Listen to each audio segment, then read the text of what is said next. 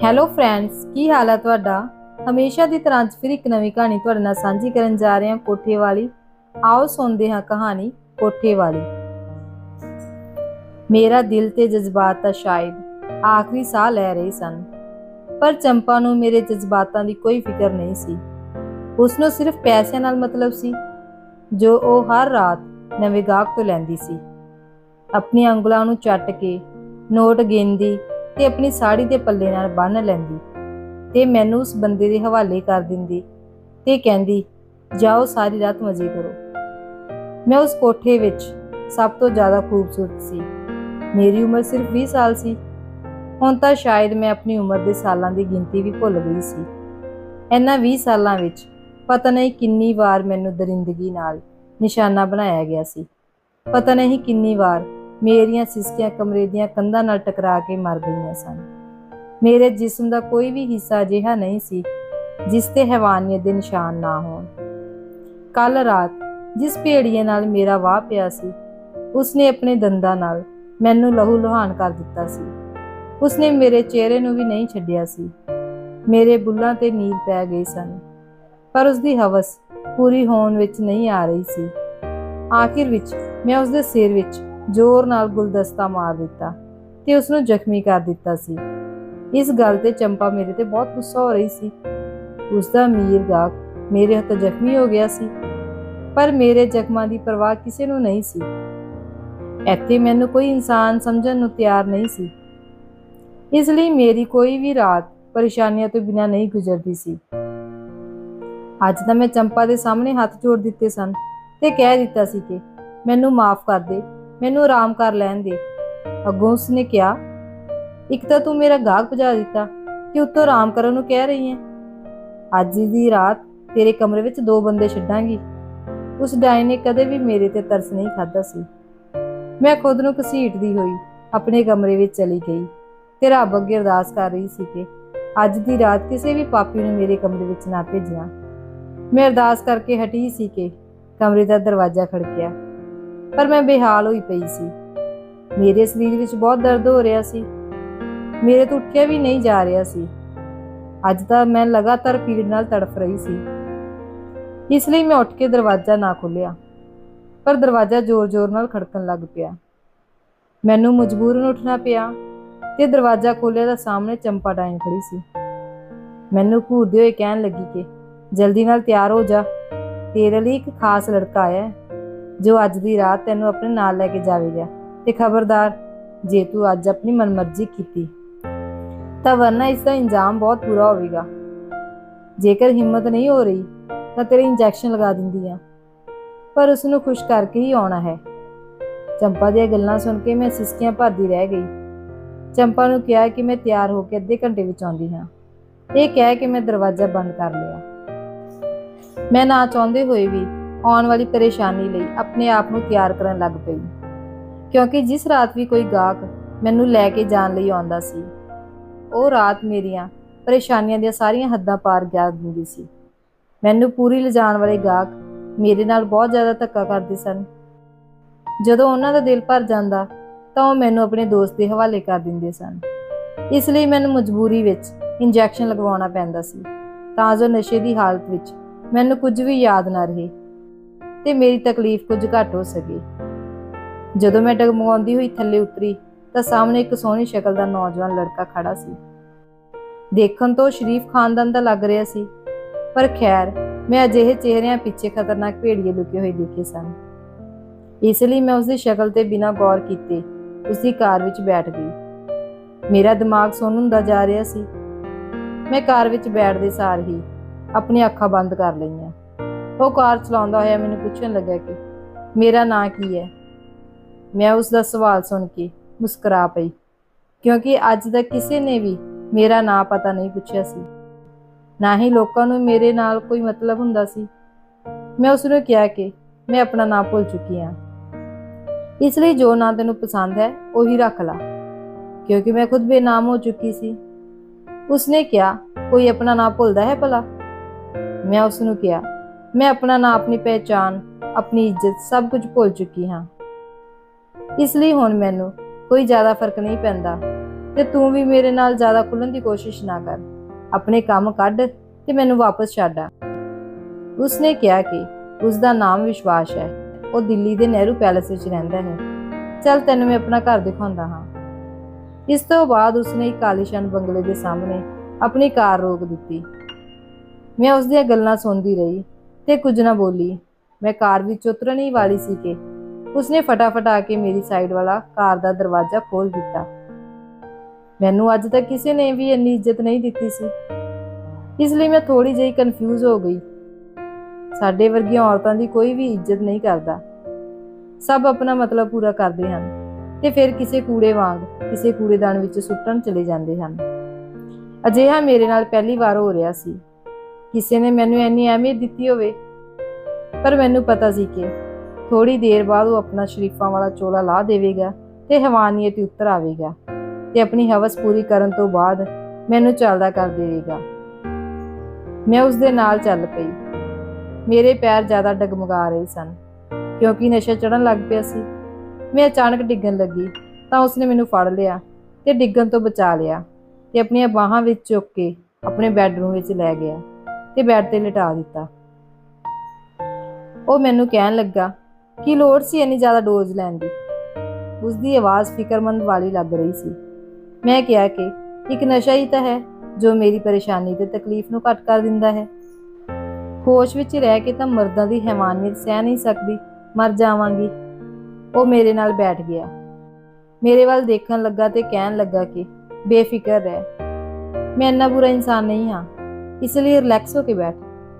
ਆਪਾਂ ਹਲੇ ਬਹੁਤ ਸਾਰੀਆਂ ਗੱਲਾਂ ਕਰਨੀਆਂ ਹਨ। ਮੈਂ ਕਿਹਾ ਕਿ ਜਦੋਂ ਤੋਂ ਹੋਸ਼ ਸੰਭਾਲਿਆ ਹੈ ਮੈਂ ਤਾਂ ਹਮੇਸ਼ਾ ਮਰਦਾਂ ਨੂੰ ਵੈਸ਼ੀ ਹੀ ਦੇਖਿਆ ਹੈ। ਮੈਂ ਆਪਣੇ ਪਿਓ ਦਾ ਜ਼ੁਲਮ ਸਹਿਆ ਹੈ।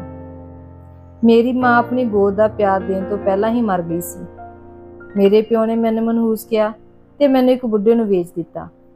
ਉਦੋਂ ਤੋਂ ਲੈ ਕੇ ਹੁਣ ਤੱਕ ਮੇਰਾ ਸੌਦਾ ਹੀ ਹੁੰਦਾ ਆ ਰਿਹਾ ਹੈ। ਹੁਣ ਤੱਕ ਦੀ ਉਮਰ ਵਿੱਚ ਪਤਾ ਨਹੀਂ ਕਿੰਨੇ ਹੀ ਗਾਹਕ ਆਏ ਤੇ ਮੈਨੂੰ ਕੁਝ ਪਲਾਂ ਲਈ ਖਰੀਦਿਆ ਤੇ ਆਪਣੀ ਇੱਛਾ ਪੂਰੀ ਕੀਤੀ ਤੇ ਚਲੇ ਗਏ। ਉਹ ਮੈਨੂੰ ਇੱਕ ਮੋਮ ਦੀ ਬੇਜਾਨ ਗੁੜੀਆ ਸਮਝਦੇ ਰਹੇ ਸਨ। ਮੈਂ ਨਹੀਂ ਜਾਣਦੀ ਸੀ ਕਿ ਮੈਂ ਉਸ ਨੂੰ ਆਪਣੀ ਪਰੇਸ਼ਾਨੀ ਕਿਉਂ ਸੁਣਾਉਣ ਲੱਗ ਪਈ ਸੀ। ਮੈਂ ਆਪਣੇ ਖਰੀਦਦਾਰ ਦੇ ਸਾਹਮਣੇ ਕਦੇ ਵੀ ਆਪਣੇ ਆਪ ਤੇ ਤਰਸ ਨਹੀਂ ਖਾਦਾ ਸੀ, ਕਿਉਂਕਿ ਜੋ ਵੀ ਮੈਨੂੰ ਪੈਸੇ ਖਰਚ ਕਰਕੇ ਕੁਝ ਘੰਟਿਆਂ ਲਈ ਖਰੀਦਦੇ ਸਨ ਉਹ ਮੇਰਾ ਦੁੱਖ ਸੁਣਨ ਲਈ ਨਹੀਂ ਮੈਨੂੰ ਖਰੀਦਦੇ ਸਨ, ਉਹ ਰਿਲੈਕਸ ਹੋਣ ਲਈ ਆਉਂਦੇ ਸਨ। ਮੇਰੇ ਸਾਹਮਣੇ ਬੈਠਾ ਆਦਮੀ ਪਤਾ ਨਹੀਂ ਕਿਉਂ ਉਹਨਾਂ ਲੋਕਾਂ ਤੋਂ ਅਲੱਗ ਲੱਗ ਰਿਹਾ ਸੀ। ਮੈਨੂੰ ਇਹ ਇਮਾਨਦਾਰ ਵੀ ਲੱਗ ਰਿਹਾ ਸੀ, ਮੇਰੀ ਕਹਾਣੀ ਵੀ ਸੁਣ ਰਿਹਾ ਸੀ। ਇਸ ਤੋਂ ਬਾਅਦ ਨਸ਼ੇ ਕਾਰਨ ਮੇਰੀਆਂ ਅੱਖਾਂ ਅੱਗੇ ਹਨੇਰਾ ਜਿਹਾ ਆਉਣ ਲੱਗ ਪਿਆ। ਉਸਨੇ ਕਮਰੇ ਵਿੱਚ ਪਈ ਫ੍ਰਿਜ ਵਿੱਚੋਂ ਇੱਕ ਬੋਤਲ ਕੱਢੀ ਤੇ ਉਸ ਵਿੱਚੋਂ ਕੱਚ ਦਾ ਗਲਾਸ ਭਰ ਕੇ ਮੈਨੂੰ ਫੜਾ ਦਿੱਤਾ। ਮੈਂ ਚੁੱਪਚਾਪ ਪੀ ਗਈ। ਮੈਂ ਸੋਚਿਆ ਸੀ ਕਿ ਇਹ ਸ਼ਰਾਬ ਹੋਵੇਗੀ, ਪਰ ਇਹ ਨਿੰਬੂ ਪਾਣੀ ਸੀ। ਸ਼ਾਇਦ ਮੇਰਾ ਨਸ਼ਾ ਉਤਾਰਨ ਲਈ ਮੈਨੂੰ ਪਿਆਇਆ ਗਿਆ ਸੀ। ਮੈਨੂੰ ਉਸਦੀ ਚਾਲ ਸਮਝ ਆਉਣ ਲੱਗ ਗਈ ਸੀ। ਮੈਂ ਕਿਹਾ ਕਿ ਤੂੰ ਮੈਨੂੰ ਹੋਸ਼ ਵਿੱਚ ਲਿਆ ਕੇ ਮੈਨੂੰ ਜ਼ਿਆਦਾ ਤਕਲੀਫ ਦੇਣਾ ਚਾਹੁੰਦਾ ਹੈ। ਸ਼ਾਇਦ ਤੈਨੂੰ ਔਰਤਾਂ ਦੀਆਂ ਚੀਕਾਂ ਸੁਣਨਾ ਜ਼ਿਆਦਾ ਪਸੰਦ ਹੈ। ਉਹ ਮੇਰੀ ਗੱਲ ਸੁਣ ਕੇ ਹੱਸਣ ਲੱਗਾ ਤੇ ਕਹਿਣ ਲੱਗਾ ਕਿ ਤੇਰੇ ਨਾਲ ਗੱਲਾਂ ਕਰਨ ਲਈ ਮੈਂ ਤੇਰਾ ਨਸ਼ਾ ਉਤਾਰ ਰਿਹਾ ਹਾਂ। ਗੱਲਾਂ ਕਰਨ ਲਈ ਤੇਰਾ ਹੋਸ਼ ਵਿੱਚ ਆਉਣਾ ਜ਼ਰੂਰੀ ਹੈ। ਮੈਂ ਕਿਹਾ ਕਿ ਇੰਨੇ ਪੈਸੇ ਤੂੰ ਸਿਰਫ ਮੇਰੇ ਨਾਲ ਗੱਲਾਂ ਕਰਨ ਦੇ ਦਿੱਤੇ ਹਨ। ਤਾਂ ਉਹ ਬੋਲਿਆ, ਉਸਨੂੰ ਔਰਤਾਂ ਨੂੰ ਤਕਲੀਫ ਦੇਣਾ ਪਸੰਦ ਨਹੀਂ ਹੈ। ਉਸਦੇ ਅਨੁਸਾਰ ਔਰਤਾਂ ਤਾਂ ਰੱਬ ਦੀ ਬਣਾਈ ਹੋਈ ਖੂਬਸੂਰਤ ਚੀਜ਼ ਹੈ। ਉਸਦਾ ਵਾਸ ਚੱਲੇ ਤਾਂ ਔਰਤਾਂ ਨੂੰ 7 ਪਰਦਿਆਂ ਵਿੱਚ ਲੁਕਾ ਕੇ ਰੱਖੇ। ਮੈਂ ਉਸਦੀ ਗੱਲ ਸੁਣ ਕੇ ਉੱਚੀ ਸਾਰੀ ਹੱਸੀ ਤੇ ਕਿਹਾ ਕਿ ਤੇਰੇ ਵਰਗੀ ਸੋਚ ਰੱਖਣ ਵਾਲਾ ਇਨਸਾਨ ਤੇ ਮੇਰੇ ਵਰਗੀ ਕੁੜੀ ਨਾਲ ਤੇਰਾ ਕੀ ਮਤਲਬ? ਫਿਰ ਤੂੰ ਮੈਨੂੰ ਇੱਥੇ ਹੀ ਕਿਉਂ ਲੈ ਕੇ ਆਇਆ ਹੈ? ਤੈਨੂੰ ਕਿਸੇ ਵਧੀਆ ਜਿਹੀ ਥਾਂ ਤੇ ਜਾਣਾ ਚਾਹੀਦਾ ਸੀ ਤੇ ਉੱਥੇ ਆਪਣੇ ਲਈ ਕੁੜੀ ਲੱਭਣੀ ਚਾਹੀਦੀ ਸੀ। ਮੇਰੇ ਵਰਗੀ ਕੁੜੀ ਤਾਂ ਪਹਿਲਾਂ ਹੀ ਬਹੁਤ ਗੰਦੀ ਹੈ। ਉਸਨੇ ਅੱਗੋਂ ਕਿਹਾ ਕਿ ਮੇਰੇ ਲਈ ਤਾਂ ਤੂੰ ਵੀ ਇੱਕ ਚੰਗੀ ਕੁੜੀ ਹੈ, ਕਿਉਂਕਿ ਤੂੰ ਆਪਣੀ ਮਰਜ਼ੀ ਨਾਲ ਅਜਿਹਾ ਕੰਮ ਨਹੀਂ ਕਰਦੀ। ਤੇਰੇ ਤੋਂ ਜ਼ਬਰਦਸਤੀ ਅਜਿਹਾ ਕੰਮ ਕਰਵਾਇਆ ਜਾਂਦਾ ਹੈ। ਤੇਰੀ ਵੀ ਇੱਛਾ ਹੋਵੇਗੀ ਕਿ ਤੂੰ ਵੀ ਇੱਕ ਚੰਗੇ ਘਰ ਦੀ ਨੂੰਹ ਬਣੇ ਤੇ ਇੱਜ਼ਤਦਾਰ ਜ਼ਿੰਦਗੀ ਜੀਵੇਂ। ਉਹ ਮੇਰੀਆਂ ਅੱਖਾਂ ਵਿੱਚ ਅੱਖਾਂ ਪਾ ਕੇ ਇਹ ਸਭ ਕੁਝ ਕਹਿ ਰਿਹਾ ਸੀ। ਮੈਨੂੰ ਲੱਗ ਰਿਹਾ ਸੀ ਕਿ ਸ਼ਾਇਦ ਉਹ ਮੇਰਾ ਹਾਲ ਮੇਰੀਆਂ ਅੱਖਾਂ ਵਿੱਚੋਂ ਪੜ੍ਹਨ ਦੀ ਕੋਸ਼ਿਸ਼ ਕਰ ਰਿਹਾ ਹੈ। ਮੈਂ ਜ਼ਿਆਦਾ ਦੇਰ ਤੱਕ ਉਸ ਨਾਲ ਨਜ਼ਰਾਂ ਨਾ ਮਿਲਾ ਸਕੀ ਤੇ ਇੱਧਰ ਉੱਧਰ ਦੇਖਣ ਲੱਗੀ। ਮੈਂ ਕਿਹਾ, ਜਿਸ ਕੰਮ ਲਈ ਤੂੰ ਮੈਨੂੰ ਇੱਥੇ ਲੈ ਕੇ ਆਇਆ ਹੈ ਉਹ ਜਲਦੀ ਨਾਲ ਕਰ ਤੇ ਮੈਨੂੰ ਜਾਣ ਦੇ। ਮੈਂ ਤੇਰੀਆਂ ਇਹੋ ਜਿਹੀਆਂ ਗੱਲਾਂ ਸੁਣ ਕੇ ਆਪਣਾ ਦਿਮਾਗ ਖਰਾਬ ਨਹੀਂ ਕਰਨਾ ਚਾਹੁੰਦੀ। ਹੁਣ ਮੇਰਾ ਨਸ਼ਾ ਪੂਰੀ ਤਰ੍ਹਾਂ ਉਤਰ ਚੁੱਕਿਆ ਸੀ, ਪਰ ਉਹ ਮੇਰੇ ਨੇੜੇ ਆਉਣ ਦੀ ਬਜਾਏ ਅਲਮਾਰੀ ਵਿੱਚੋਂ ਕੱਪੜੇ ਕੱਢਣ ਲੱਗ ਪਿਆ ਤੇ ਬਾਥਰੂਮ ਵਿੱਚ ਚਲਾ ਗਿਆ। ਮੈਨੂੰ ਲੱਗਿਆ ਕਿ ਉਹ ਮੇਰੇ ਕੋਲ ਆਉਣ ਤੋਂ ਪਹਿਲਾਂ ਫਰੈਸ਼ ਹੋਣਾ ਚਾਹੁੰਦਾ ਹੈ। ਮੈਂ ਬੈੱਡ ਦੇ ਕਿਨਾਰੇ ਤੇ ਸਿਰ ਰੱਖ ਕੇ ਤੇ ਅੱਖਾਂ ਬੰਦ ਕਰਕੇ ਲੇਟ ਗਈ ਸੀ। ਨੀਂਦ ਬਹੁਤ ਜ਼ਿਆਦਾ ਆ ਰਹੀ ਸੀ, ਫਿਰ ਵੀ ਮੈਂ ਉਸ ਦਾ ਇੰਤਜ਼ਾਰ ਕਰਨ ਲੱਗੀ। ਜਦੋਂ ਉਹ ਨਹਾ ਕੇ ਆਇਆ ਤਾਂ ਉਸਦੇ ਗਿੱਲੇ ਵਾਲ ਤੇ ਗਿੱਲਾ ਜਿਸਮ ਉਸਦੀ ਟੀ-ਸ਼ਰਟ ਨੂੰ ਗਿੱਲਾ ਕਰ ਗਿਆ ਸੀ। ਮੈਂ ਇੱਕ ਟੱਕ ਉਸਨੂੰ ਦੇਖਦੀ ਰਹੀ। ਉਹ ਕਾਫੀ ਹੈਂਡਸਮ ਤੇ ਬਹੁਤ ਸੋਹਣਾ ਨੌਜਵਾਨ ਸੀ। ਮੇਰਾ ਜਿੰਨੇ ਵੀ ਲੋਕਾਂ ਨਾਲ ਹਾਲੇ ਤੱਕ ਵਾਹ ਪਿਆ ਸੀ, ਜ਼ਿਆਦਾਤਰ ਉਹ 40-50 ਸਾਲ ਦੇ ਬੁੱਢੇ ਹੀ ਹੁੰਦੇ ਸਨ, ਜੋ ਆਪਣੀਆਂ ਘਰਵਾਲੀਆਂ ਦੇ ਸਤਾਏ ਹੁੰਦੇ ਸਨ। ਉਹ ਆਪਣੀ ਭੜਾਸ ਮੇਰੇ ਤੇ ਹੀ ਕੱਢਦੇ ਸਨ। ਇੱਕ ਬੁੱਢਾ ਤਾਂ ਆਪਣੇ ਦਫ਼ਤਰ ਦੇ ਵਰਕਰਾਂ ਦਾ ਗੁੱਸਾ ਮੇਰੇ ਤੇ ਕੱਢ ਜਾਂਦਾ ਸੀ।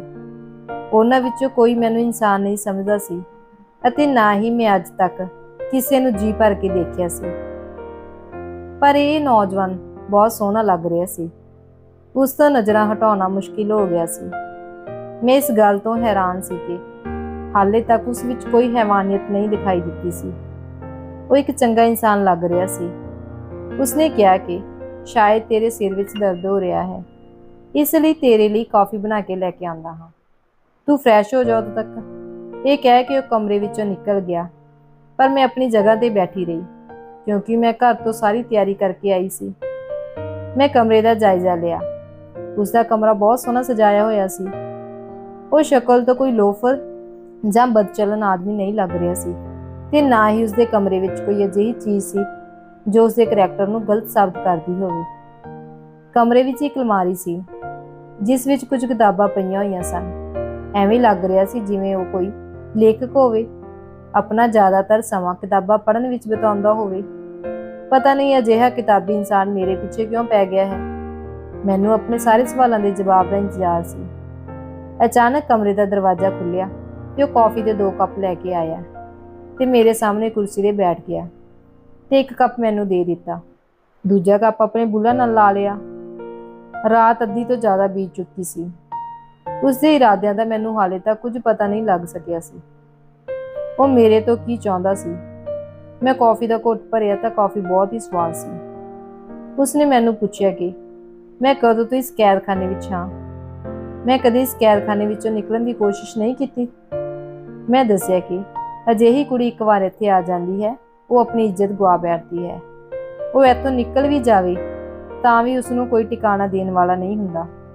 ਸ਼ਰਾਫਤ ਦਾ ਚੋਲਾ ਪਹਿਨਣ ਵਾਲੇ ਲੋਕ ਅਕਸਰ ਉਹਨਾਂ ਲੋਕਾਂ ਤੋਂ ਜ਼ਿਆਦਾ ਖਤਰਨਾਕ ਹੁੰਦੇ ਹਨ ਜੋ ਸਾਡੇ ਵਰਗੀ ਕੁੜੀਆਂ ਦੇ ਸਿਰਫ ਜਿਸਮ ਦੇ ਚਾਹਵਾਨ ਹੁੰਦੇ ਹਨ। ਬਾਹਰ ਮੇਰੇ ਵਰਗੀਆਂ ਬਦਚਲਨ ਕੁੜੀਆਂ ਨੂੰ ਦੇਖ ਕੇ ਮੂੰਹ ਮੋੜ ਲੈਂਦੇ ਹਨ, ਜਦੋਂ ਕਿ ਇਹੀ ਸ਼ਰੀਫ ਲੋਕ ਰਾਤ ਨੂੰ ਸਾਡੇ ਕੋਠੇ ਤੇ ਆਉਂਦੇ ਹਨ ਤੇ ਉਦੋਂ ਅਸੀਂ ਇਹਨਾਂ ਸ਼ਰੀਫ ਲੋਕਾਂ ਨੂੰ ਬੁਰੀਆਂ ਨਹੀਂ ਲੱਗਦੀਆਂ। ਉਸਨੇ ਅੱਗੋਂ ਕਿਹਾ ਕਿ ਉਸਨੂੰ ਮੇਰੀ ਸੋਚ ਠੀਕ ਲੱਗ ਰਹੀ ਹੈ। ਉਹ ਅੱਗੋਂ ਬੋਲਿਆ, ਤੇ ਤੂੰ ਵੀ ਇੱਕ ਗੱਲ ਆਪਣੇ ਦਿਮਾਗ ਵਿੱਚ ਬਿਠਾ ਲੈ ਕਿ ਹਰੇਕ ਆਦਮੀ ਬੁਰਾ ਨਹੀਂ ਹੁੰਦਾ। ਮੈਂ ਤਿਰਛੀ ਨਜ਼ਰ ਨਾਲ ਉਸ ਵੱਲ ਦੇਖਿਆ ਤੇ ਪੁੱਛਿਆ ਕਿ ਹੋਰਾਂ ਵਿੱਚ ਤੇ ਤੇਰੇ ਵਿੱਚ ਕੀ ਫਰਕ ਹੈ? ਤੂੰ ਵੀ ਰਾਤ ਨੂੰ ਮੇਰੀ ਕੀਮਤ ਅਦਾ ਕਰਕੇ ਮੈਨੂੰ ਇੱਥੇ ਲੈ ਕੇ ਆਇਆ ਹੈ। ਉਸਨੇ ਕਿਹਾ, ਉਹ ਮੈਨੂੰ ਕਿਸੇ ਹੋਰ ਕੰਮ ਲਈ ਲੈ ਕੇ ਆਇਆ ਹੈ। ਮੈਂ ਉਸਦੀ ਗੱਲ ਸੁਣ ਕੇ ਹੈਰਾਨ ਹੋ ਗਈ ਕਿਉਂਕਿ ਜੇਕਰ ਉਸਨੇ ਆਪਣੀ ਹਵਸ ਪੂਰੀ ਕਰਨੀ ਹੁੰਦੀ ਤਾਂ ਹੁਣ ਤੱਕ ਪੂਰੀ ਕਰ ਲਈ ਹੁੰਦੀ, ਕਿਉਂਕਿ ਮੈਨੂੰ ਇੱਥੇ ਆਇਆ ਨੂੰ ਕਾਫੀ ਸਮਾਂ ਹੋ ਗਿਆ ਸੀ। ਉਸਨੇ ਮੇਰੇ ਨਾਲ ਹਾਲੇ ਤੱਕ ਕੋਈ ਅਜਿਹੀ ਹਰਕਤ ਨਹੀਂ ਕੀਤੀ ਸੀ। ਉਸਨੇ ਕਿਹਾ ਕਿ ਉਹ ਮੇਰੀ ਮਦਦ ਕਰਨਾ ਚਾਹੁੰਦਾ ਹੈ। ਮੈਂ ਉਸਨੂੰ ਪੁੱਛਿਆ ਕਿ ਉਹ ਮੇਰੀ ਕੀ ਮਦਦ ਕਰ ਸਕਦਾ ਹੈ। ਮੈਂ ਖੁਦ ਹੀ ਆਪਣੀ ਮਦਦ ਨਹੀਂ ਕਰਨਾ ਚਾਹੁੰਦੀ ਤੇ ਖਾਸ ਕਰਕੇ ਮੇਰੇ ਵਰਗੀਆਂ ਕੁੜੀਆਂ ਜਿਹੀ ਪਹਿਲਾਂ ਹੀ ਆਪਣੀ ਇੱਜ਼ਤ ਗਵਾ ਚੁੱਕੀਆਂ ਹੋਣ। ਦੁਨੀਆ ਵਿੱਚ ਸਭ ਤੋਂ ਕੀਮਤੀ ਕਿਸੇ ਇਨਸਾਨ ਦੀ ਇੱਜ਼ਤ ਹੀ ਹੁੰਦੀ ਹੈ। ਜੇਕਰ ਉਹ ਆਪਣੀ ਇੱਜ਼ਤ ਹੀ ਗਵਾ ਦੇਵੇ ਤਾਂ ਬਾਕੀ ਪਿੱਛੇ ਕੁਝ ਨਹੀਂ ਰਹਿ ਜਾਂਦਾ ਤੇ ਕੋਈ ਵੀ ਮੁੰਡਾ ਅਜਿਹੀ ਕੁੜੀ ਨੂੰ ਅਪਣਾਉਣਾ ਨਹੀਂ ਚਾਹੁੰਦਾ। ਇਸ ਨਾਲੋਂ ਇਹੀ ਚੰਗਾ ਹੁੰਦਾ ਹੈ ਕਿ ਦੁਨੀਆ ਵਿੱਚ ਧੱਕੇ ਖਾਣ ਨਾਲ ਇਸ ਕੋਠੇ ਵਿੱਚ ਹੀ ਬੈਠੇ ਰਹੋ। ਸਾਡੇ ਵਰਗੀਆਂ ਕੁੜੀਆਂ ਨੂੰ ਸਮਾਜ ਪ੍ਰਵਾਨ ਨਹੀਂ ਕਰਦਾ। ਅਸੀਂ ਚਾਹੇ ਜ਼ਬਰਦਸਤੀ ਉੱਥੇ ਪਹੁੰਚਾਈਆਂ ਗਈਆਂ ਹੋਈਏ ਜਾਂ ਆਪਣੀ ਮਰਜ਼ੀ ਨਾਲ। ਉਸਨੇ ਅੱਗੋਂ ਕਿਹਾ ਕਿ ਮੈਂ ਤੈਨੂੰ ਪਹਿਲਾਂ ਹੀ ਕਿਹਾ ਸੀ, ਹਰ ਆਦਮੀ ਇੱਕੋ ਜਿਹਾ ਨਹੀਂ ਹੁੰਦਾ। ਸ਼ਾਇਦ ਤੇਰਾ ਵਾਹ ਮੇਰੇ ਵਰਗੇ ਇਨਸਾਨ ਨਾਲ ਕਦੇ ਨਹੀਂ ਪਿਆ, ਇਸ ਲਈ ਤੂੰ ਅਜਿਹੀਆਂ ਗੱਲਾਂ ਕਰ ਰਹੀ ਹੈ। ਪਰ ਤੂੰ ਫਿਕਰ ਨਾ ਕਰ, ਜਲਦੀ ਹੀ ਤੇਰੀ ਸੋਚ ਬਦਲ ਜਾਵੇਗੀ। ਮੈਂ ਉਸ ਨੂੰ ਕਿਹਾ, ਉਹ ਮੇਰੇ ਤੋਂ ਕੀ ਚਾਹੁੰਦਾ ਹੈ? ਉਸਨੇ ਕਿਹਾ ਕਿ ਪਹਿਲਾਂ ਮੇਰੇ ਤੇ ਭਰੋਸਾ ਕਰਨਾ ਪਵੇਗਾ, ਫਿਰ ਮੈਂ ਤੈਨੂੰ ਦੱਸਾਂਗਾ ਕਿ ਮੈਂ ਤੇਰੇ ਤੋਂ ਕੀ ਚਾਹੁੰਦਾ ਹਾਂ। ਮੈਂ ਕਿਹਾ ਕਿ ਮੈਂ ਤੇਰੇ ਤੇ ਭਰੋਸਾ ਕਿਵੇਂ ਕਰ ਸਕਦੀ ਹਾਂ? ਆਪਾਂ ਤਾਂ ਅੱਜ ਪਹਿਲੀ ਵਾਰ ਮਿਲੇ ਹਾਂ। ਉਸਨੇ ਕਿਹਾ, ਉਹ ਬੰਦੇ ਨੂੰ ਪਹਿਲੀ ਨਜ਼ਰ ਵਿੱਚ ਹੀ ਪਹਿਚਾਣ ਲੈਂਦਾ ਹੈ ਕਿ ਉਹ ਭਰੋਸੇ ਲਾਇਕ ਹੈ ਜਾਂ ਨਹੀਂ। ਤੂੰ ਮੈਨੂੰ ਭਰੋਸੇ ਲਾਇਕ ਲੱਗੀ ਸੀ, ਇਸ ਲਈ ਮੈਂ ਤੈਨੂੰ ਇੱਥੇ ਲੈ ਕੇ ਆਇਆ ਹਾਂ। ਮੈਂ ਜਾਣਦਾ ਹਾਂ ਕਿ ਤੂੰ ਚੰਪਾ ਤੋਂ ਬਹੁਤ ਜ਼ਿਆਦਾ ਤੰਗ ਹੈ ਤੇ ਉਹ ਤੇਰੇ ਤੇ ਬਹੁਤ ਜ਼ਿਆਦਾ ਜ਼ੁਲਮ ਕਰਦੀ ਹੈ, ਅਤੇ ਤੇਰੇ ਵਰਗੀਆਂ ਕੁੜੀਆਂ ਨਾਲ ਵੀ। ਤੂੰ ਨਹੀਂ ਜਾਣਦੀ ਕਿ ਇਹ ਔਰਤ ਕਿੰਨੀ ਖਤਰਨਾਕ ਹੈ। ਉਸਦੇ ਅਜਿਹੇ ਕਈ ਲੋਕਾਂ ਨਾਲ ਸੰਬੰਧ ਹਨ ਜੋ ਕੁੜੀਆਂ ਦੀ ਸਮਗਲਿੰਗ ਕਰਦੇ ਹਨ, ਕੁੜੀਆਂ ਤੋਂ ਬਹੁਤ ਜ਼ਿਆਦਾ ਗਲਤ ਕੰਮ ਕਰਵਾਉਂਦੇ ਹਨ। ਜ਼ਿਆਦਾਤਰ ਇਹ ਕੰਮ ਜ਼ਬਰਦਸਤੀ ਕਰਵਾਇਆ ਜਾਂਦਾ ਹੈ। ਕੁੜੀਆਂ ਨੂੰ ਸਕੂਲਾਂ ਜਾਂ ਕਾਲਜਾਂ ਤੋਂ ਕਿਡਨੈਪ ਕਰ ਲਿਆ ਜਾਂਦਾ ਹੈ, ਜਾਂ ਅਜਿਹੀਆਂ ਕੁੜੀਆਂ ਜੋ ਘਰਾਂ ਤੋਂ ਭੱਜ ਆਉਂਦੀਆਂ ਹਨ ਤੇ ਉਹਨਾਂ ਦੇ ਆਸ਼ਕ ਜੋ ਉਹਨਾਂ ਨਾਲ ਵਿਆਹ ਕਰਨ ਦੇ ਸੁਪਨੇ ਦਿਖਾਉਂਦੇ ਹਨ ਤੇ ਉਹਨਾਂ ਕੁੜੀਆਂ ਨੂੰ ਇਹਨਾਂ ਜ਼ਾਲਮਾਂ ਲੋਕਾਂ ਕੋਲ ਵੇਚ ਦਿੰਦੇ ਹਨ। ਮੈਂ ਇਸ ਗੈਂਗ ਦੇ ਸਰਦਾਰ ਤੱਕ ਪਹੁੰਚਣਾ ਚਾਹੁੰਦਾ ਹਾਂ, ਇਸ ਲਈ ਤੂੰ ਮੇਰੀ ਮਦਦ ਕਰ। ਜੋ ਆਦਮੀ ਇਹ ਕੰਮ ਕਰਦਾ ਹੈ ਉਹ ਚੰਪਾ ਨਾਲ ਕਾਫੀ ਚੰਗੇ ਸੰਬੰਧ ਰੱਖਦਾ ਹੈ ਤੇ ਉਸ ਕੋਲ ਅਕਸਰ ਆਉਂਦਾ ਰਹਿੰਦਾ ਹੈ। ਚੰਪਾ ਅਕਸਰ ਹੀ ਕੁੜੀਆਂ ਉਸ ਤੋਂ ਹੀ ਲੈਂਦੀ ਹੈ। ਜੇਕਰ ਤੂੰ ਉਸ ਆਦਮੀ ਬਾਰੇ ਜਾਣਦੀ ਹੈ ਤਾਂ ਮੈਨੂੰ ਦੱਸ, ਅਗਰ ਨਹੀਂ ਜਾਣਦੀ ਤਾਂ ਪਤਾ ਕਰਕੇ ਦੱਸ। ਮੈਂ ਤੈਨੂੰ ਤੇਰੀ ਮੂੰਹ ਮੰਗੀ ਕੀਮਤ ਦੇਣ ਲਈ ਤਿਆਰ ਹਾਂ, ਬਲਕਿ ਤੇਰੀ ਮਨਪਸੰਦ ਦੀ ਜ਼ਿੰਦਗੀ ਵੀ ਤੈਨੂੰ ਦੇਣ ਲਈ ਤਿਆਰ ਹਾਂ, ਕਿਉਂਕਿ ਤੂੰ ਮੈਨੂੰ ਬਹੁਤ ਹੀ ਭਰੋਸੇਮੰਦ ਤੇ ਮਾਸੂਮ ਕੁੜੀ ਲੱਗ ਰਹੀ ਹੈ। ਮੈਂ ਚਾਹੁੰਦਾ ਹਾਂ ਕਿ ਤੈਨੂੰ ਅਤੇ ਤੇਰੇ ਵਰਗੀਆਂ ਹੋਰ ਕੁੜੀਆਂ ਨੂੰ ਵੀ ਇਸ ਦਲਦਲ ਵਿੱਚੋਂ ਬਾਹਰ ਕੱਢਾਂ। ਇਸ ਗੈਂਗ ਦੇ ਸਰਦਾਰ ਤੱਕ ਪਹੁੰਚ ਕੇ ਹੀ ਮੈਂ ਅਜਿਹਾ ਕਰ ਸਕਦਾ ਹਾਂ। ਹੁਣ ਮੈਂ ਉਸ ਨੂੰ ਸ਼ੱਕ ਦੀਆਂ ਨਜ਼ਰਾਂ ਨਾਲ ਦੇਖ ਰਹੀ ਸੀ। ਮੈਂ ਕਿਹਾ ਕਿ ਇੰਨਾ ਵੱਡਾ ਕੰਮ ਮੈਂ ਕਿਵੇਂ ਕਰ ਸਕਦੀ ਹਾਂ ਤੇ ਤੂੰ ਮੇਰੇ ਤੇ ਵਿਸ਼ਵਾਸ ਕਿਵੇਂ ਕਰ ਸਕਦਾ ਹੈ? ਕੀ ਪਤਾ ਮੈਂ ਇੱਥੋਂ ਜਾ ਕੇ ਚੰਪਾ ਨੂੰ ਸਭ ਕੁਝ ਦੱਸ ਦੇਵਾਂ। ਉਸਨੇ ਕਿਹਾ ਕਿ ਮੈਂ ਅਜਿਹਾ ਨਹੀਂ ਕਰਾਂਗੀ, ਉਹ ਮੇਰੇ ਅੰਦਰ ਦਾ ਹਾਲ ਜਾਣ ਚੁੱਕਾ ਹੈ। ਉਸਨੇ ਕਿਹਾ ਕਿ ਉਹ ਮੈਨੂੰ ਕਾਫੀ ਸਮੇਂ ਤੋਂ ਨੋਟ ਕਰ ਰਿਹਾ ਸੀ। ਜੇਕਰ ਮੈਂ ਅਜਿਹੀ ਕੁੜੀ ਹੁੰਦੀ ਤਾਂ ਉਹ ਕਦੇ ਵੀ ਮੈਨੂੰ ਆਪਣੀ ਪਰਸਨਲ ਜਗ੍ਹਾ ਤੇ ਨਾ ਲੈ ਕੇ ਆਉਂਦਾ। ਮੈਂ ਉਸਨੂੰ ਕਿਹਾ ਕਿ ਤੂੰ ਕੌਣ ਹੈ ਤੇ ਇਹ ਸਭ ਕੁਝ ਕਿਉਂ ਕਰਨਾ ਚਾਹੁੰਦਾ ਹੈ? ਤੈਨੂੰ ਇਹ ਸਭ ਕਰਕੇ ਕੀ ਮਿਲੇਗਾ? ਉਸਨੇ ਕਿਹਾ, ਉਹ ਇੰਟੈਲੀਜੈਂਟ ਅਫਸਰ ਹੈ, ਉਸਦਾ ਮਿਸ਼ਨ ਇਹੀ ਹੈ ਕਿ ਜੋ ਤੈਨੂੰ ਦੱਸ ਚੁੱਕਾ ਹੈ। ਹੁਣ ਮੈਂ ਸਮਝ ਗਈ ਸੀ ਕਿ ਉਸਦੇ ਕਮਰੇ ਵਿੱਚ ਇੰਨੀਆਂ ਮੋਟੀਆਂ-ਮੋਟੀਆਂ ਕਿਤਾਬਾਂ ਕਿਉਂ ਪਈਆਂ ਸਨ। ਮੈਂ ਉਸਨੂੰ ਕਿਹਾ, ਮੈਂ ਅਜਿਹਾ ਨਹੀਂ ਕਰ ਸਕਦੀ। ਉਸਨੇ ਅੱਗੋਂ ਕਿਹਾ, ਤੈਨੂੰ ਅੰਦਾਜ਼ਾ ਨਹੀਂ ਹੈ ਕਿ ਤੇਰੇ ਨਾਲ ਅੱਗੇ ਕੀ ਹੋਣ ਵਾਲਾ ਹੈ। ਉਸਦੀ ਗੱਲ ਸੁਣ ਕੇ ਮੇਰੇ ਸਰੀਰ ਵਿੱਚ ਸਨਸਨੀ ਫੈਲ ਗਈ। ਮੈਂ ਕਿਹਾ ਕਿ ਮੈਨੂੰ ਧਮਕਾਉਣ ਦੀ ਜ਼ਰੂਰਤ ਨਹੀਂ ਹੈ, ਤੂੰ ਮੈਨੂੰ ਸਿਰਫ ਮੇਰੇ ਘਰ ਛੱਡ ਆ। ਉਸਨੇ ਕਿਹਾ ਕਿ ਉਸਨੂੰ ਉਸਦੀ ਰਿਸਰਚ ਤੋਂ ਪਤਾ ਲੱਗਿਆ ਕਿ ਚੰਪਾ ਕੋਠੇ ਦੀਆਂ ਸੋਹਣੀਆਂ ਕੁੜੀਆਂ ਨੂੰ ਉਸ ਗੈਂਗ ਦੇ ਸਰਦਾਰ ਨੂੰ ਵੇਚਣ ਜਾ ਰਹੀ ਹੈ ਤੇ ਇਹਨਾਂ ਕੁੜੀਆਂ ਵਿੱਚ ਤੂੰ ਵੀ ਸ਼ਾਮਿਲ ਹੈ। ਤੈਨੂੰ ਪਤਾ ਹੈ ਕਿ ਉਹ ਲੋਕ ਕੁੜੀਆਂ ਨਾਲ ਕੀ ਕਰਦੇ ਹਨ। ਤੂੰ ਇਸ ਬਾਰੇ ਸੋਚ ਵੀ ਨਹੀਂ ਸਕਦੀ, ਪਰ ਮੈਂ ਤੈਨੂੰ ਇਸ ਤੋਂ ਬਚਾ ਸਕਦਾ ਹਾਂ। ਮੈਂ ਉਸਦੀ ਗੱਲ ਸੁਣ ਕੇ ਪੂਰੀ ਤਰ੍ਹਾਂ ਡਰ ਗਈ।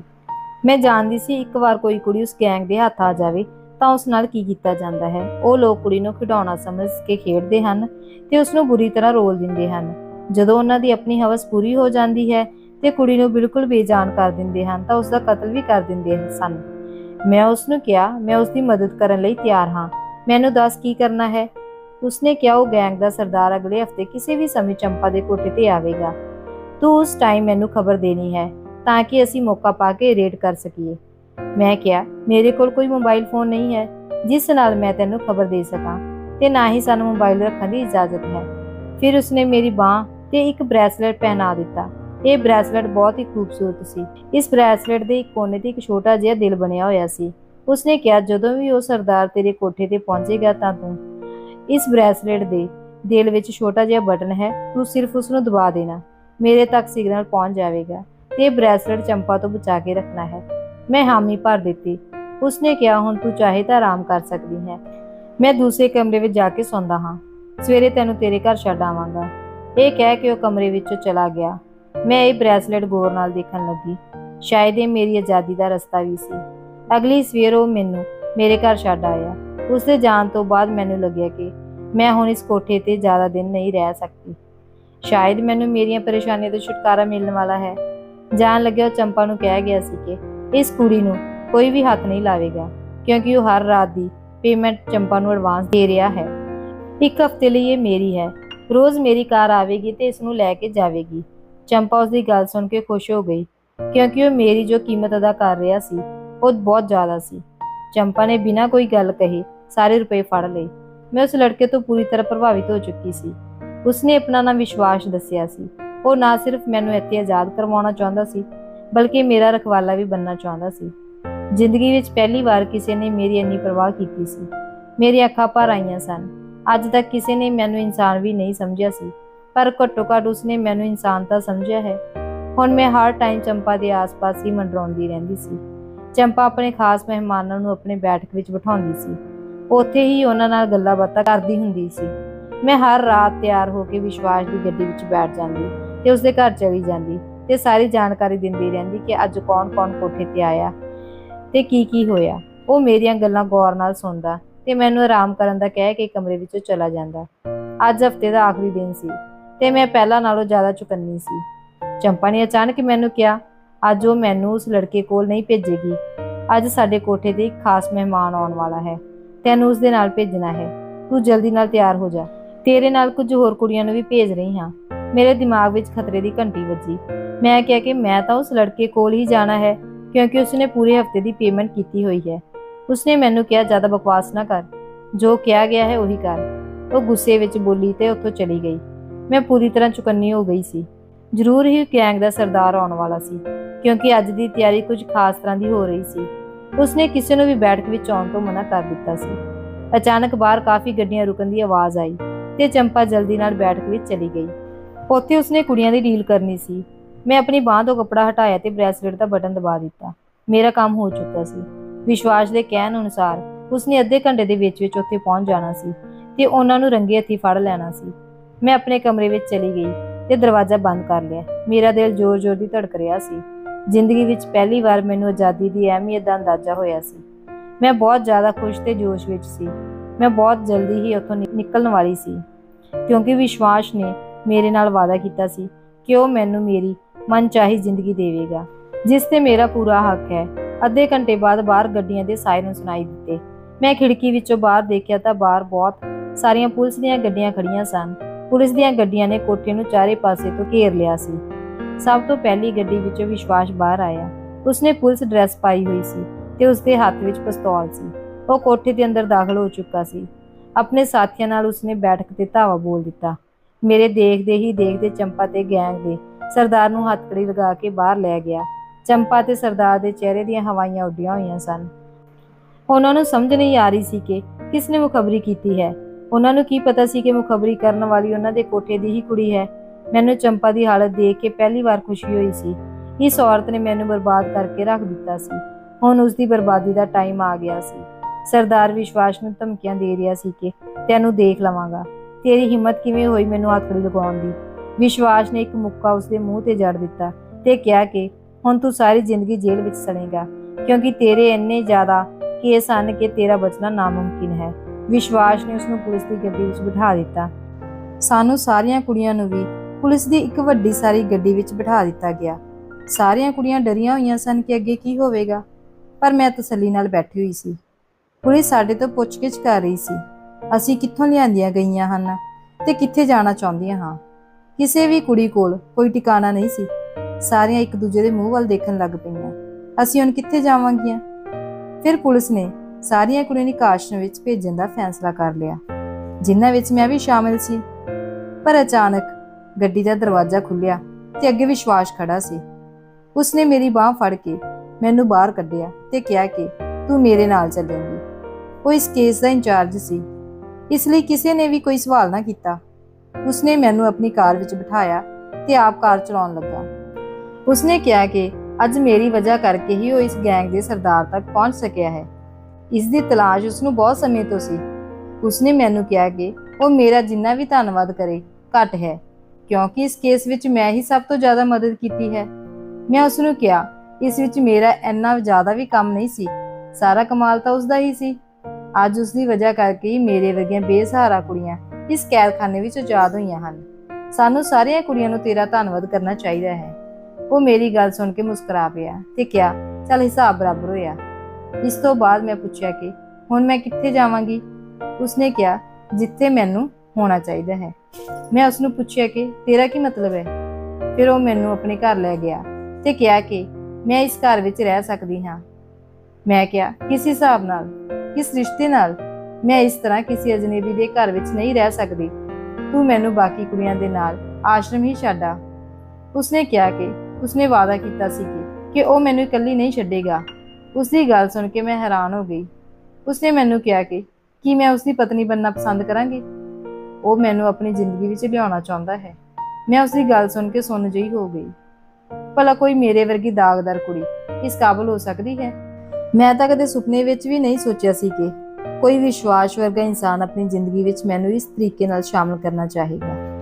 ਮੈਂ ਆਪਣਾ ਘਰ ਵਸਾਉਣ ਦਾ ਖਿਆਲ ਹਮੇਸ਼ਾ ਲਈ ਦਿਲ ਵਿੱਚੋਂ ਕੱਢ ਚੁੱਕੀ ਸੀ। ਉਸਨੇ ਮੇਰੇ ਵੱਲ ਵੇਖਿਆ ਤਾਂ ਮੇਰੇ ਤੋਂ ਕੁਝ ਵੀ ਬੋਲਿਆ ਨਾ ਗਿਆ। ਫਿਰ ਮੈਂ ਹਿੰਮਤ ਕਰਕੇ ਉਸਨੂੰ ਕਿਹਾ, ਮੈਂ ਇਸ ਲਾਇਕ ਨਹੀਂ ਹਾਂ। ਤੇਰੀ ਜ਼ਿੰਦਗੀ ਵਿੱਚ ਕਿਸੇ ਇੱਜ਼ਤਦਾਰ ਕੁੜੀ ਨੂੰ ਸ਼ਾਮਲ ਹੋਣਾ ਚਾਹੀਦਾ ਹੈ, ਨਾ ਕਿ ਮੇਰੇ ਵਰਗੀ ਕੁੜੀ ਨੂੰ, ਜਿਸ ਦਾ ਅਜਿਹਾ ਕੋਈ ਅੰਗ ਨਹੀਂ ਹੈ ਜਿਸ ਨੂੰ ਪਰਾਏ ਮਰਦ ਨੇ ਨਾ ਛੂਹਿਆ ਹੋਵੇ। ਮੇਰੀ ਗੱਲ ਸੁਣ ਕੇ ਉਹ ਮੇਰੇ ਕੋਲ ਆਇਆ ਤੇ ਮੇਰੇ ਹੱਥ ਆਪਣੀ ਅੱਖਾਂ ਤੇ ਲਗਾ ਲਏ ਤੇ ਕਿਹਾ, ਮੈਂ ਤੇਰੇ ਤੇ ਤਰਸ ਨਹੀਂ ਖਾ ਰਿਹਾ। ਤੂੰ ਮੈਨੂੰ ਚੰਗੀ ਲੱਗਣ ਲੱਗ ਪਈ ਹੈ। ਤੂੰ ਅੱਜ ਤੋਂ ਬਾਅਦ ਆਪਣੇ ਆਪ ਨੂੰ ਕਿਸੇ ਤੋਂ ਘੱਟ ਨਾ ਸਮਝਣਾ। ਮੈਂ ਉਸਦੀ ਗੱਲ ਸੁਣ ਕੇ ਲਾਜਵਾਬ ਹੋ ਗਈ। ਮੈਂ ਪੁੱਛਿਆ ਕਿ ਤੇਰੇ ਮਾਤਾ-ਪਿਤਾ ਕਿਵੇਂ ਮੰਨਣਗੇ? ਉਹਨਾਂ ਨੇ ਤੇਰੇ ਬਾਰੇ ਤਰ੍ਹਾਂ-ਤਰ੍ਹਾਂ ਦੇ ਸੁਪਨੇ ਦੇਖੇ ਹੋਣਗੇ। ਉਹ ਮੁਸਕਰਾਇਆ ਤੇ ਕਿਹਾ ਕਿ ਇੱਕ 6 ਫੁੱਟ ਦੇ ਬੰਦੇ ਵਿੱਚ ਇੰਨੀ ਹਿੰਮਤ ਤਾਂ ਹੋਣੀ ਚਾਹੀਦੀ ਹੈ ਕਿ ਦੁਨੀਆ ਦੇ ਸਾਹਮਣੇ ਡਟ ਸਕੇ। ਤੂੰ ਦੱਸ, ਤੈਨੂੰ ਕੋਈ ਇਤਰਾਜ਼ ਤਾਂ ਨਹੀਂ? ਮੈਂ ਤੈਨੂੰ ਪੂਰੇ ਮਨ ਨਾਲ ਅਪਣਾਉਣਾ ਚਾਹੁੰਦਾ ਹਾਂ। ਕਦੀ ਵੀ ਤੇਰੀ ਜ਼ਿੰਦਗੀ ਵਿੱਚ ਬੀਤੇ ਤੇਰੇ ਕੱਲ ਨੂੰ ਨਹੀਂ ਦੁਹਰਾਊਂਗਾ। ਇਹ ਮੇਰਾ ਵਾਅਦਾ ਹੈ। ਮੈਂ ਜਾਣਦਾ ਹਾਂ ਆਪਾਂ ਸਾਰੇ ਹੀ ਆਪਣੀ ਜ਼ਿੰਦਗੀ ਵਿੱਚ ਪਾਪੀ ਹਾਂ, ਪਰ ਤੂੰ ਤਾਂ ਉਸ ਜੁਰਮ ਦੀ ਸਜ਼ਾ ਕੱਟੀ ਹੈ ਜੋ ਤੂੰ ਕੀਤਾ ਹੀ ਨਹੀਂ ਸੀ। ਤੇਰਾ ਹਰ ਖੁਸ਼ੀ ਤੇ ਹੱਕ ਹੈ ਜੋ ਤੇਰੇ ਤੋਂ ਖੋਹ ਲਈ ਗਈ ਸੀ। ਭਲਾ ਮੇਰੇ ਵਰਗੀ ਕੁੜੀ ਨੂੰ ਜ਼ਿੰਦਗੀ ਵਿੱਚ ਹੋਰ ਕੀ ਚਾਹੀਦਾ ਸੀ? ਮੈਂ ਆਪਣੇ ਦਿਲ ਵਿੱਚ ਰੱਬ ਦਾ ਸ਼ੁਕਰੀਆ ਅਦਾ ਕੀਤਾ ਜਿਸ ਨੇ ਮੇਰੀ ਵਰਗੀ ਔਰਤ ਦੀ ਕਿਸਮਤ ਵਿੱਚ ਇੰਨਾ ਚੰਗਾ ਇਨਸਾਨ ਲਿਖ ਦਿੱਤਾ ਸੀ।